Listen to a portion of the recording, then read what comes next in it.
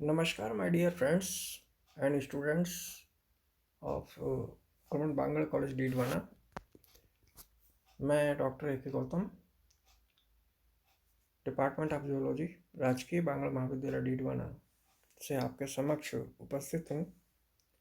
आज का विषय बैक्टीरियल कल्चर पर है। यह विषय बीएससी सेकेंड ईयर के थर्ड पेपर जूलॉजी के थर्ड पेपर में सम्मिलित है, जो कि महर्षि दयानंद सरस्वती विश्वविद्यालय अजमेर के पाठ्यक्रम के अंतर्गत है। इस विषय के प्रथम भाग में आपसे मैं जीवाणु क्या होते हैं, जीवाणु का कल्चर कैसे होता है, संवर्धन कैसे होता है, इन बातों पर थोड़ा विस्तार से चर्चा करूंगा। ये विषय बहुत महत्वपूर्ण है और थ्योरी के साथ साथ प्रैक्टिकल के अंतर्गत भी पूछा जाता है। तो फिर शुरू करते हैं।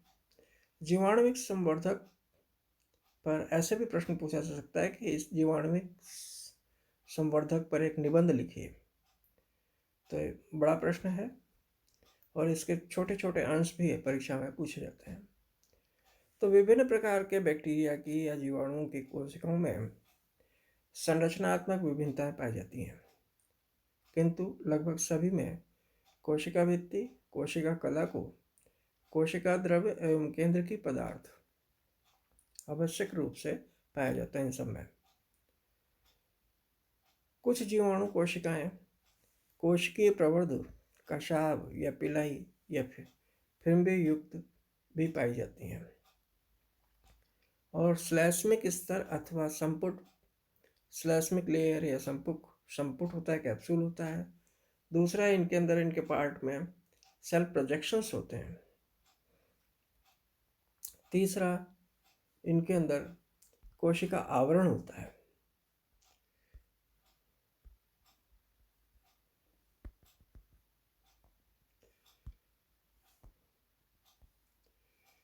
जिसको कि सेल एनवेलप भी कहते हैं। चौथा, अंतर कोशिकीय द्रव्य झिल्लियां भी होती हैं। पांचवा, कोशिका द्रव्य होता है, साइटोप्लाज्म जिसको कहते हैं। छठा, राइबोसोम्स होते हैं। सातवां, संग्रहकारी कणिकाएं होती हैं, स्टोरेज ग्रेन्यूल्स जिनको कहते हैं।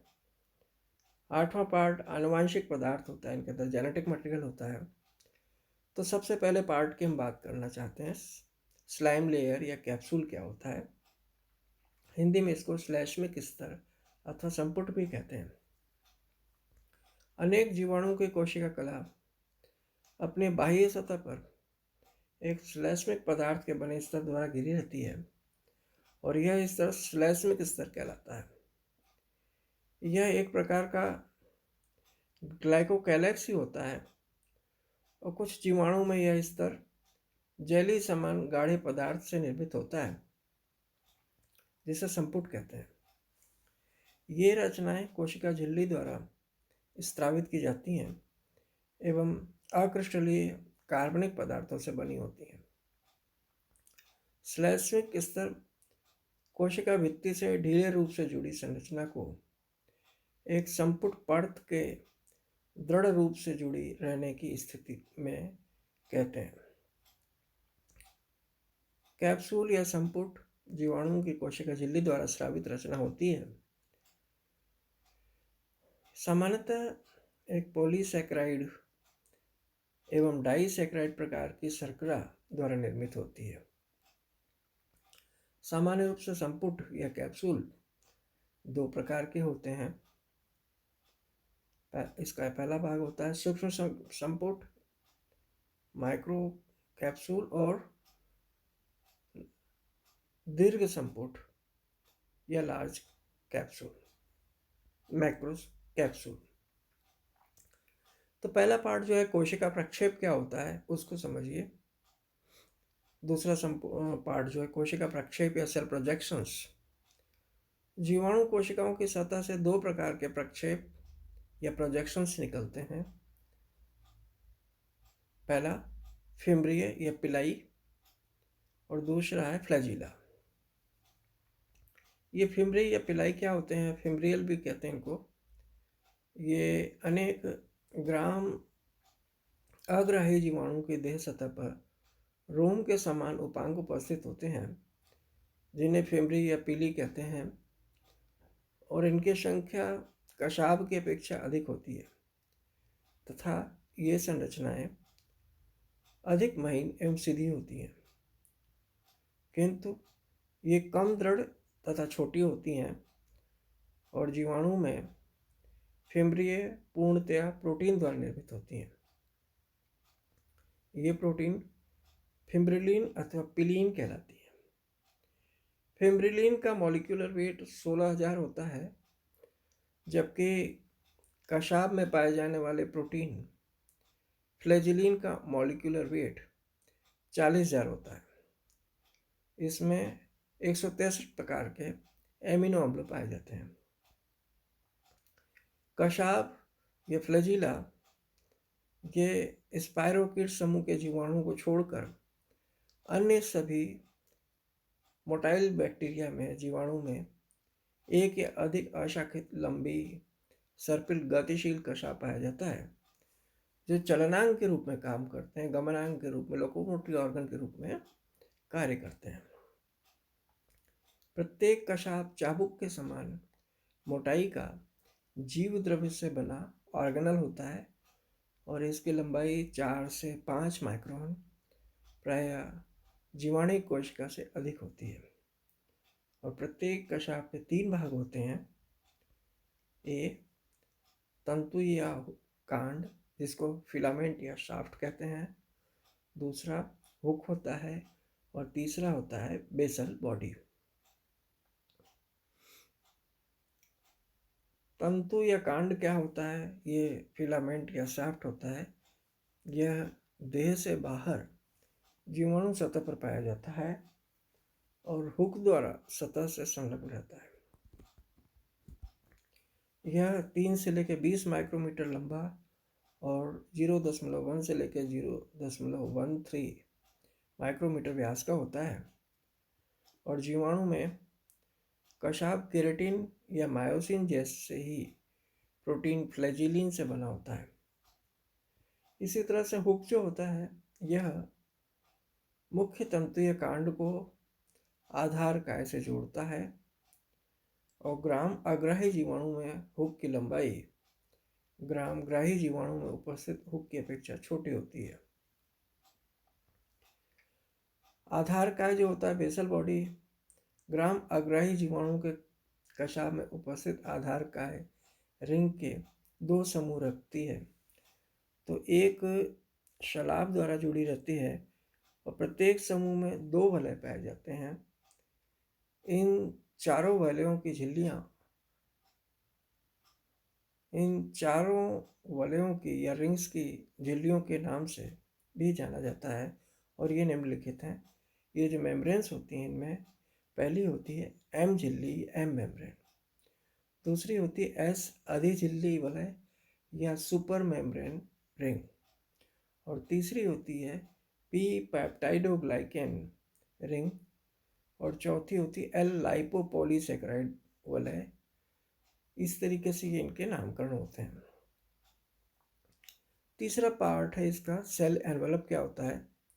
एक प्रारूपिक जीवाणु कोशिका में बाह्य स्तर अथवा कोशिका आवरण उपस्थित होता है और कोशिका आवरण 2 कंपोनेंट से मिलकर बना हुआ होता है। पहला है कोशिका भित्ति और दूसरा है कोशिका झिल्ली। तो कोशिका भित्ति में क्या होता है? कोशिका भित्ति बाह्य दृढ़ रचना होती है और इसके नीचे कोशिका झिल्ली उपस्थित होती है। दोनों कंपोनेंट से मिलकर बना कोशिका आवरण जीव द्रव्य को परिबद्ध करता है और जीव द्रव्य में राइबोसोम्स, मेसोसोम्स, वैक्यूल्स, न्यूक्लियर बॉडी एवं ग्रेन्यूल्स उपस्थित होते हैं, कणिकाएं उपस्थित होती हैं। कोशिका भित्ति जीवाणु की कोशिका का बाह्य दृढ़ भाग बनाती हैं और यह जीवाणु की आकृति को बनाए रखने का कार्य करती है। कोशिका भित्ति में दृढ़ता तथा तन्यता पाई जाती है और जीवाणु कोशिका भित्ति लगभग 10 से 25 मिलीमीटर मोटाई की होती है। प्रोकैरियोट्स की कोशिका भित्ति में पेप्टाइडोग्लाइकेन पाया जाता है और यह विशिष्ट प्रकार का कार्बोहाइड्रेट म्यूकोपेप्टाइड होता है। यह जटिल कार्बोहाइड्रेट एवं एमिनो एसिड से बना होता है और इसमें 2 प्रकार के एसिलेटेड एमिनो शुगर्स होती हैं, एमिनो शर्कराएं होती हैं। इनके नाम इस प्रकार हैं। पहली होती है एन एसिटाइल ग्लूकोसामिन जी, और जो दूसरी होती है वो होती है N acetyl muramic acid M. एवं कुछ एमिनो एसिड्स जिनमें डी ग्लूटामिक एसिड, डी एवं एल एलेनिन तथा लाइसिन एवं डी एमिनो पेमेलिक एसिड मुख्य है। तो ये इनका कंपोजिशन हो गया। अब कोशिका जो होती है बैक्टीरिया की, जीवाणु की, उसको आप उसका ट्राई स्ट्रक्चर समझिए। एक टिपिकल बैक्टीरियल सेल की जो संरचना है वो क्या होती है, देखिए इसमें सबसे बाहर की ओर जो लेयर होती है उसको स्लाइम लेयर कहते हैं। ये जो लेयर है ये स्लाइम लेयर है। इसके बाद जो नीचे वाली लेयर होती है, ये डार्क कलर की ब्लैक जो है, ये सेल वॉल होती है और ये साइटोप्लाज्मिक मेम्ब्रेन्स इसके नीचे पाई जाती हैं। स्लाइम लेयर, सेल वॉल और सेल वॉल के नीचे साइटोप्लाज्मिक मेम्ब्रेन। ये साइटोप्लाज्मिक मेम्ब्रेन अंदर की ओर प्रोजेक्शंस के रूप में भी निकली रहती है। इस साइटोप्लाज्मिक मेम्ब्रेन से बाहर की ओर धागे जैसी संरचनाएं भी निकली रहती है, जिनको कि पिली भी कहते हैं, पिलस भी कहते हैं। और इनके बीच में एक केंद्रक पाया जाता है जिसमें एक केंद्रक झिल्ली का अभाव होता है। क्योंकि ये प्रोकैरियोटिक सेल है इसलिए इसमें इसको कहते हैं न्यूक्लियोइड, जिसमें जेनेटिक मटेरियल साइटोप्लाज्म में वैसे ही पड़ा रहता है बिना सेल में न्यूक्लियर मेम्ब्रेन के। तो ये साइटोप्लाज्म है जिसमें जेनेटिक मटेरियल है और यहाँ क्रोमेटोफोर्स भी होते हैं, राइबोसोम्स भी होते हैं, पॉलीराइबोसोम्स होते हैं, मेटा फॉस्फेट भी होते हैं इसके अंदर, और इसी तरीके से इसमें पेरीप्लाज्मिक स्पेस भी होता है। ये जो अंदर वाली लेयर है, सबसे अंदर वाली साइटोप्लाज्मिक मेम्ब्रेन और सेल वॉल के बीच की जगह को पेरीप्लाज्मिक स्पेस के नाम से जाना जाता है। इनसे बाहर की तरफ ये जो स्ट्रक्चर है फ्लैजिला, तंतु समान रचना, फ्लैजिला निकला रहता है और ये स्टोरेज ग्रेन्यूल्स भी इसके अंदर देखने को मिलते हैं और मेजोसोमल कैप्सूल वॉल भी इसके अंदर देखने को मिलती है। तो इस प्रकार से ये सामान्य जीवाणु की संरचना हो गई। कोशिका भित्ति के अभिरंजन के आधार पर ये 2 प्रकार के जीवाणु की कोशिका भित्ति पाई जाती है। एक तो होती है ग्राम अग्राही और दूसरी होती है ग्राम ग्राही, अर्थात ग्राम नेगेटिव और ग्राम पॉजिटिव। किस आधार पर? ये सेल में वॉल के स्टेनिंग के आधार पर। तो ग्राम नेगेटिव जो होती है, ग्राम अग्राही, ये पेप्टाइडोग्लाइकेन कोशिका भित्ति का 5 से लेकर 15% फॉस्फोलिपिड और 35% प्रोटीन, 15% एवं लिपोपॉलीसेकेराइड और 50% भाग बनाते हैं। जबकि पेप्टाइडोग्लाइकेन कोशिका भित्ति का 20 से 80% भाग बनाते हैं और शेष भाग प्रोटीन, पॉलीसेकेराइड एवं टाइकोइक एसिड द्वारा बना हुआ होता है। इसी तरह से इसका आंतरिक भाग जो होता है बी, वो आंतरिक झिल्ली अथवा प्लाज्मा झिल्ली होती है और आंतरिक झिल्ली अर्थात कोशिका प्लाज्मा कला या प्लाज्मा झिल्ली कोशिका भित्ति की अपेक्षा बहुत महीन होती है, थिन होती है और यह कोशिका भित्ति के नीचे स्थित रहती है। प्लाज्मा कला कोशिका भित्ति को कोशिका द्रव्य से अलग करती है। यह सेमी परमेबल या सेलेक्टिवली परमेबल होती है, वर्णात्मक पारगम्य होती है, तो इसलिए झिल्ली को वर्णात्मक पारगम्य झिल्ली, ग्राम नेगेटिव तथा ग्राम पॉजिटिव दोनों प्रकार के जीवाणुओं में समान प्रकार की पाई जाती है। इसके बाद में आता है आंतर कोशिकीय झिल्लियाँ। कोशिका झिल्ली कोशिका भित्ति के नीचे सरल संरचना के रूप में नहीं पाई जाती, वरन अनेक स्थानों पर इससे भीतर की ओर वलन या फोल्डिंग बनाकर जटिल संरचनाएं बनाती हैं, जो सतह का क्षेत्रफल बढ़ाती है। इस प्रकार अनेक जीवाणुओं में विभिन्न कार्यात्मक एवं आकारिकीय संरचनाएं विकसित रहती हैं और इन्हें दो वर्गों में विभक्त करते हैं। पहला वर्ग है मीजोसोम्स और दूसरा है वर्णकी लवक। तो ये इस तरीके से ये डिवाइडेड होती है। अब मैं अगले व्याख्यान में साइटोप्लाज्म के बारे में डिस्कस करूँगा। Thank you very much. तो ये मेरा बैक्टीरियल कल्चर का पार्ट 1 समाप्त हुआ। अगले पार्ट 2 के अंदर हम डिस्कस करेंगे साइटोप्लाज्म के बारे में। तो thank you very much again.